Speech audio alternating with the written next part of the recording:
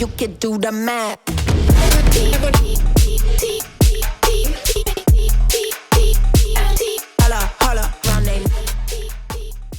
Guys, what a pleasure it is to be here. Affiliate World, thank you so much for inviting us to talk here at the event. Today, we're going to be talking through creative at scale and how to unlock 1 million per month plus ad spend on Meta. So, for those of you who don't know, my name is Kieran Finn. This is my business partner, Evan Carroll. What's up, guys? Together, we have a combined 10 plus years of D2C marketing experience. And we've worked with over 200 direct-to-consumer brands at this point together. And it wasn't my intention to be a catfish. As you can see in the photo, I have a little bit longer hair. I cut it about 2 or 3 weeks ago. I just haven't had a chance to update the photo yet, so you're going to have to excuse me there. What do we think, though, guys? It looks good, right? It looks good. Give us a spin, Evan. Give us a spin. What do we think? Yeah, Better? yeah. Better? There we go. There we go. There we go. Cool. So, how did we come about? Well, the icon on the left that you can see, that is from Bluefin Media. That is the agency that I originally founded many years ago. And we were primarily a performance marketing agency. We focused on media buying. We focused on all the data-driven side. That is what we were best in class at. Evan co-founded or founded the agency on the right, which is Your Glow Up. They were a performance creative agency, so they were truly best in class at creative. We had the data, we had the media buying, he had the creative. It made too much sense to not merge, so we became Linear. At Linear, we work with 8- and 9-figure direct-to-consumer brands, and we focus on performance creative for them, as well as growth marketing. So you can see on the right some of the brands we've worked with. So a wide range of direct-to-consumer brands like Shinesty, Lanisa, Wild Earth, Dr. Squatch, Lamborghini, Ridge, Mood, The Essence Vault. These are all brands that we've produced creative for. Perfect. So before we go into how we can unlock 1 million per month ad spend on Meta, let's actually look like what that actually looks like. Okay, so hopefully you guys can see it. This is a screenshot from one of our client ad accounts. Okay, so this client, we started work with them around March time. And this period here is between 18th of April and 18th of May. And over that period, we spent a tad over $200,000 at a 1.81x return on ad spend. And this client, they wanted to scale, they had the product market fit, but they knew creatives were their bottleneck for breaking that glass ceiling of spending 100 million or $1 million per month ad spend a month and scaling to where they wanted to be, okay? So the next screenshot is only 4 months later. So you can see there up at the top right, it's between 18th of July and 18th of August, and we actually spent over that period over $1 million at a 1.91 ROAS. So that's over 4xing ad spend while increasing profitability, and all of this was using the strategies and the tactics that we're going to bring you through in this presentation. Cool. So let's run through exactly how we do this. So there's a bunch of different things that we're going to be flying through for you guys, so you better listen up. We're going to go quick. So we've got the ad frameworks that we use and how to structure your ads. We have the creative feedback loop. We're going to be talking through creative diversification, hypothesis-driven testing, whitelisting, and then to wrap it all together, the growth team structure to handle this for you. So let's dive into the ad framework.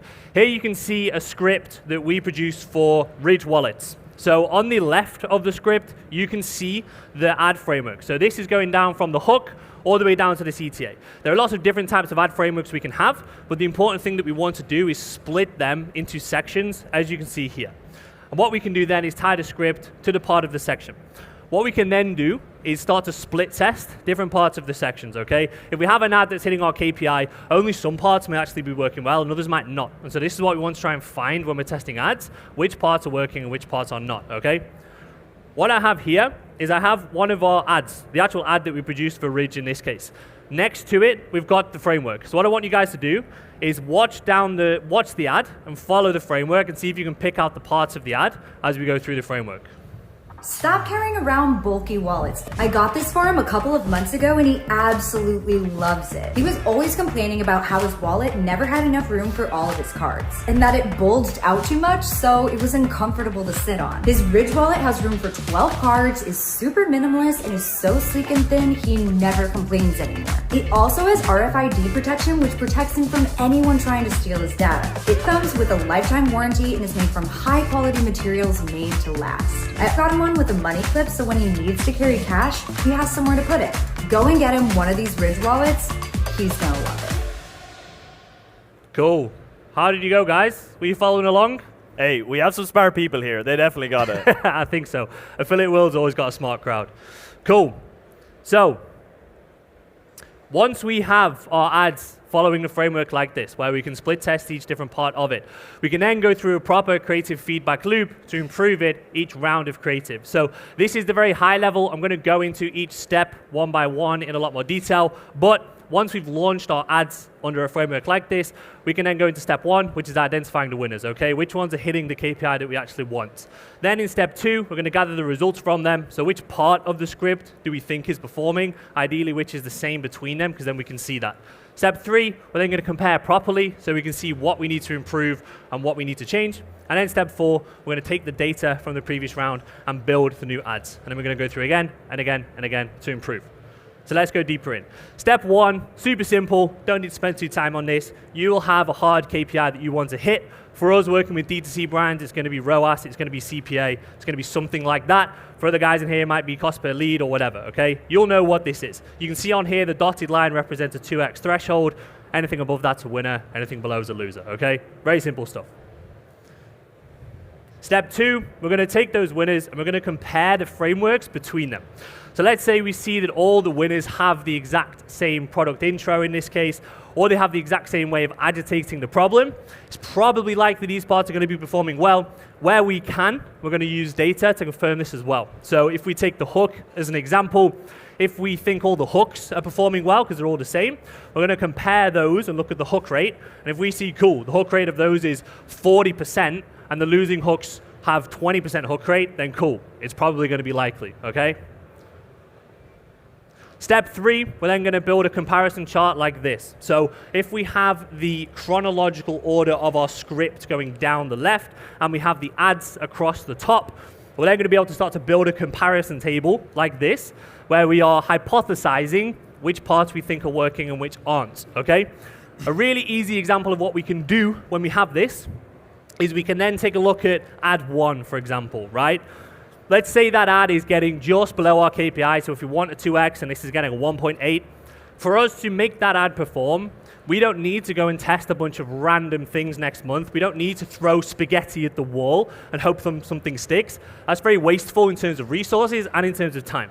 Instead, we know we can take this ad and test it with a bunch of different hooks, 5 hooks, 8 hooks, even 10 hooks, to find a hook that performs well with this ad.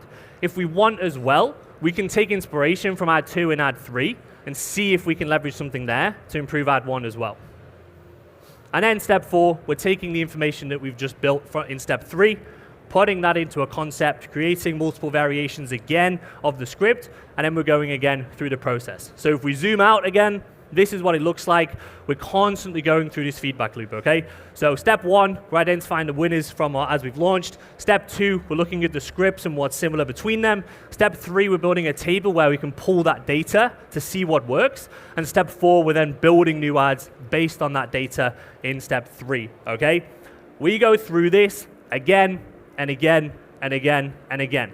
The first round we launch are not the ads that take us to $1 million a month in spend. We have to keep going through this. We have to keep compounding learnings on top of each other, making our creative better and better and better, allowing us to scale more and more and more. Perfect. Cheers for that, Kieran. So Kieran there told us about taking one concept and pushing it as far as possible. Okay, taking a winning concept and squeezing as much value out of it as we possibly can.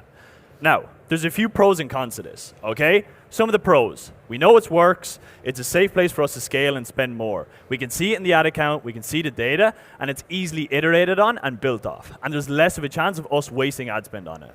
A few of the cons is that it will eventually stop scaling.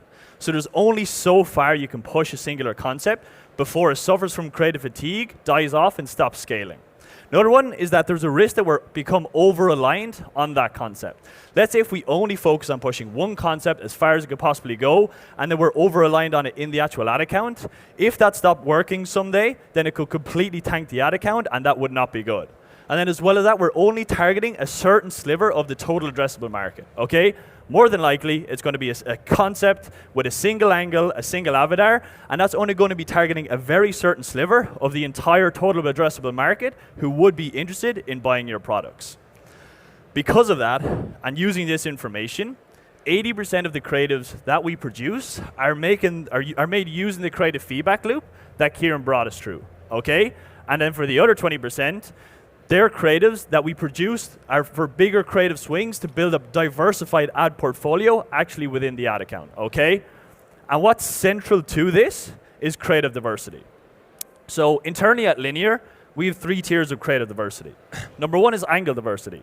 So included in this is the angle, the messaging, the script, etc. An example of this would be better quality sleep versus reducing anxiety for a magnesium supplement, okay? 2 entirely different angles for the one product.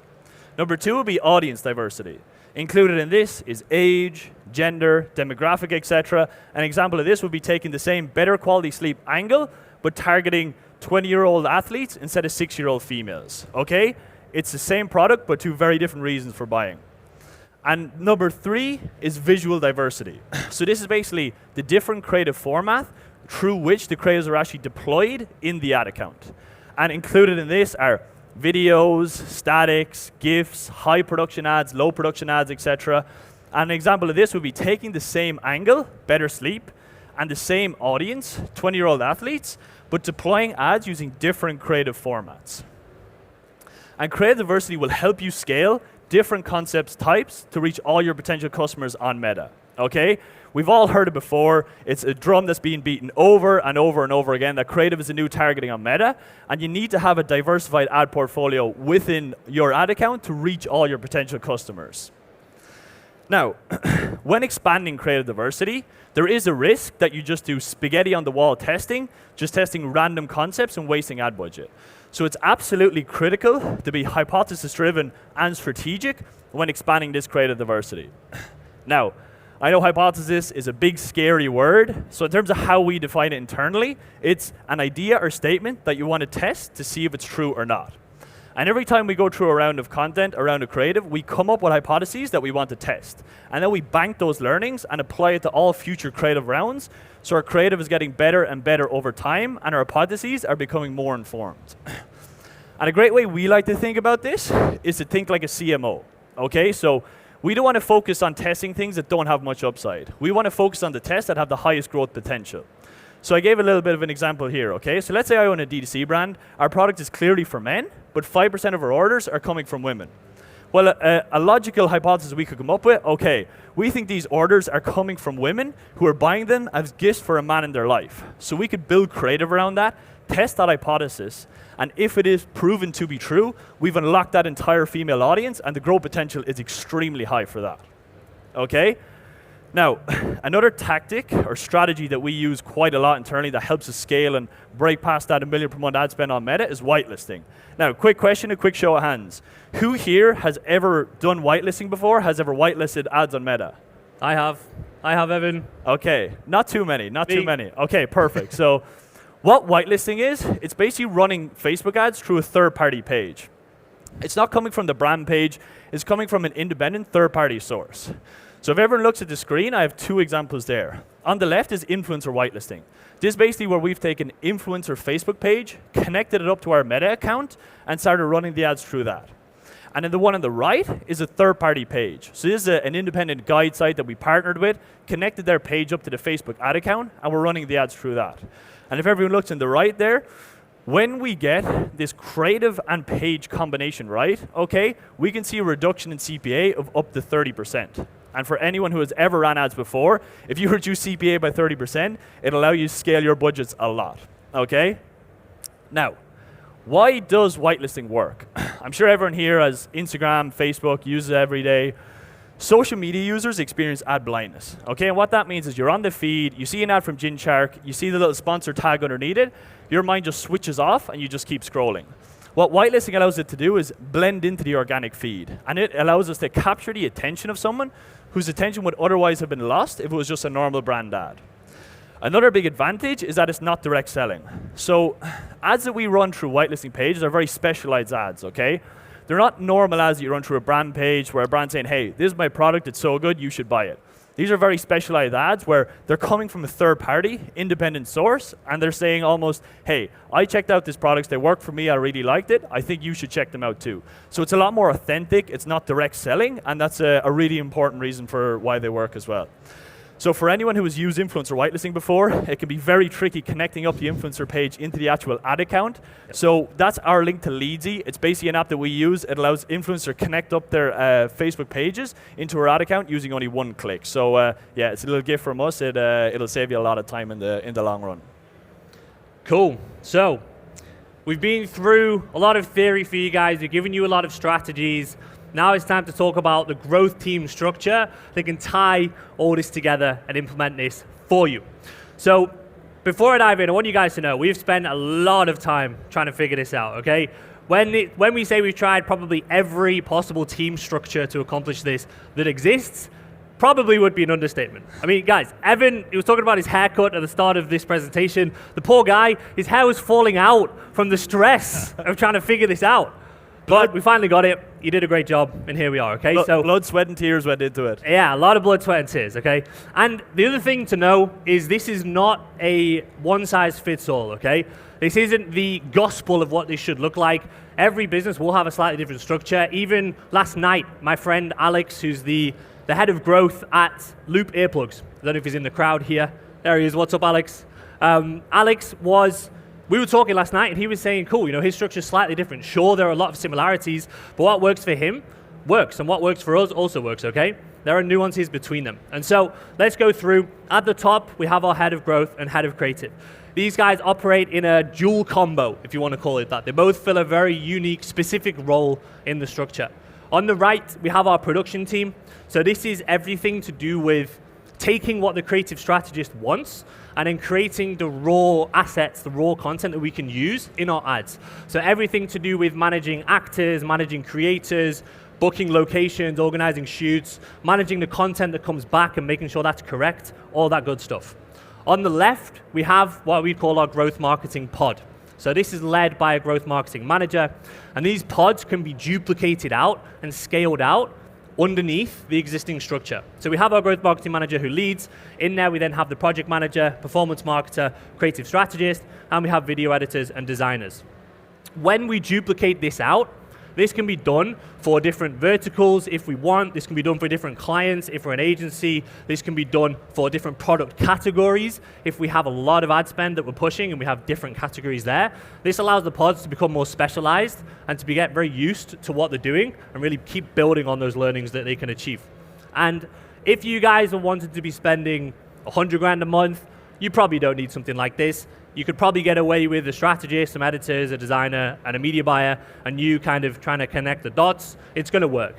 If you want to push to $1 million a month plus of ad spend, you are going to start to need a structure like this where you can get specialized in each pod. Perfect. And that's basically it, guys. So hope you enjoyed that. Hopefully took a lot of value. If you want to find out a little bit more about us, go to wearelinear.com. It's our website. I want to thank Affiliate World for inviting us here to speak. Very, very, very enjoyable. And what I'd like everyone here to do now, okay, if everyone could take out their phone and scan these QR codes. So if you want to keep up with Kieran and I, the best way to do that is on LinkedIn. We post every single day. We give away free trainings and free resources. We give a lot of stuff away. We give away a lot of sauce. We give it all away. We give away a lot of sauce there. So if everyone could take out their phones, scan those QR codes, connect with us on LinkedIn. If for some reason you don't have LinkedIn on your phone or it's not working for you, our handles are there on top of the QR codes so you can put them in manually.